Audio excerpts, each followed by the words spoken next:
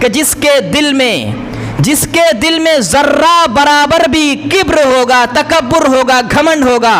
اور ذرہ کہتے ہیں یہ جو سورج یا لائٹ یا کہیں روشنی رہتی ہے تو اس روشنی کے اوپر جو معمولی سے ذرات اڑتے ہوئے دکھائی دیتے ہیں جسے ہم چھو بھی نہیں سکتے، اسی کو ذرہ کہا. اور وہی ذرے کی مثال دے کر کے اللہ رب العالمین کہہ رہا ہے کہ اگر ذرہ برابر بھی کسی کے دل میں تکبر، گھمنڈ، بڑکپن آیا تو پھر ایسے لوگ جنت میں کبھی داخل نہیں ہوں گے. یہ اللہ کے رسول صلی اللہ علیہ وسلم کہہ رہے ہیں، کیونکہ اسی کبر کی وجہ سے جنت میں جو داخل تھا اس کو بھگایا.